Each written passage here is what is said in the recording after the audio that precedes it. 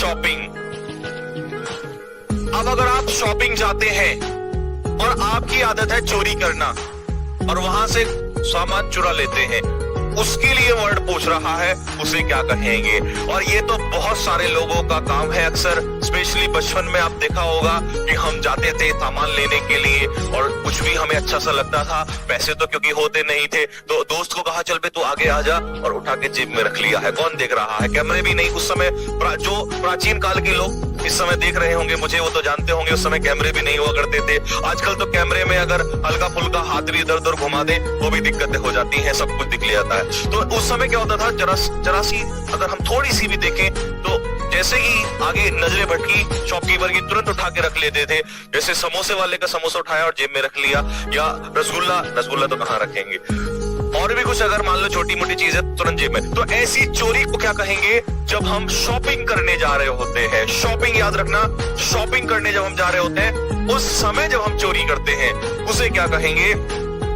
Window shopping, plagiarism, shoplifting या burglary. पहले मैं आपको बता दूं, बर्गलरी तो हो नहीं सकता क्योंकि बर्गलरी तो सेंधमारी होती है। सेंधमारी मतलब किसी के मकान में घुस के चोरी करना, ठीक है? एंटर बाय फोर्स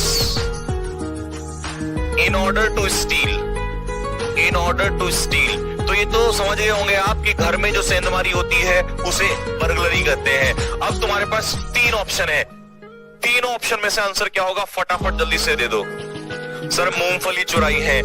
कसम खा के बताओ तुमने क्या क्या चुराया है? पक्का कहीं कुछ ना कुछ तो तुम लोगों ने, कुछ तो ऐसे रहे होंगे जो महान योद्धा रहे होंगे जिन्होंने बचपन में कांड किया है।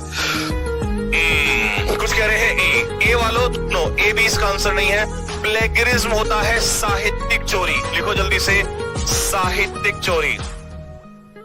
साहित्यिक चोरी मतलब साहित्य की चोरी कह दो या लिटरेरी थेफ्ट कह दो, LITERARY, लिटरेरी थेफ्ट मतलब किसी के विचार अगर आपने चुरा लिए हैं उस पर प्लेगरिज्म का आरोप लगता है।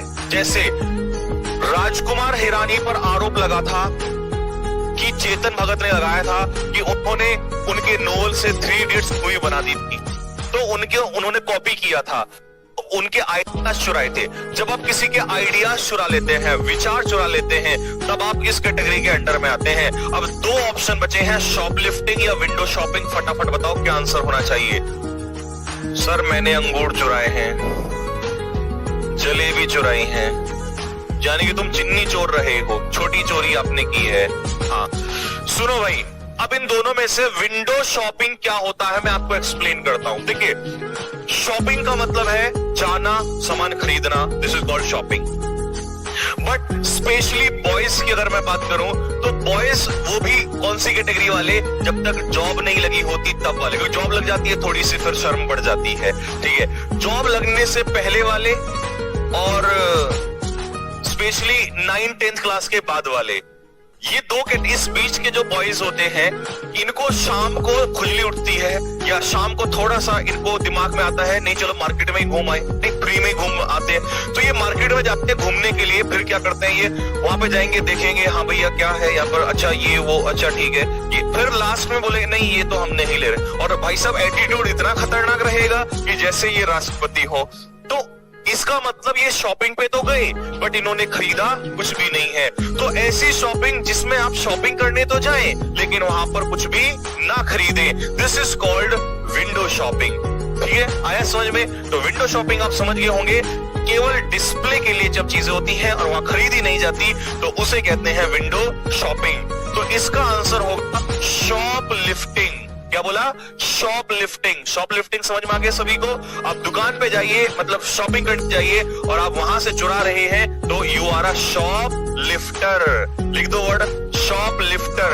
अगर आपने ऐसा काम किया है तो आप लिख दीजिए शॉपलिफ्टर। तो और ऐसा करना होता है शॉपलिफ्टिंग। सर मैंने चप्पल चुराए हैं। अरे बे नालायक चप्पल चोर। सर मैंने तो दिल चुरा। ओ हो भाई, ये है असली चोर। तो इस चोर को अवार्ड दिया जाएगा, अवार्ड ऑफ द ईयर। दिल की चोरी करने वाले को अभी मिलेगा अवार्ड। अभी तो क्लास में होता ना मेरे सामने तो 4 जूतों का अवार्ड यहीं पे मिलता। to take control of private property.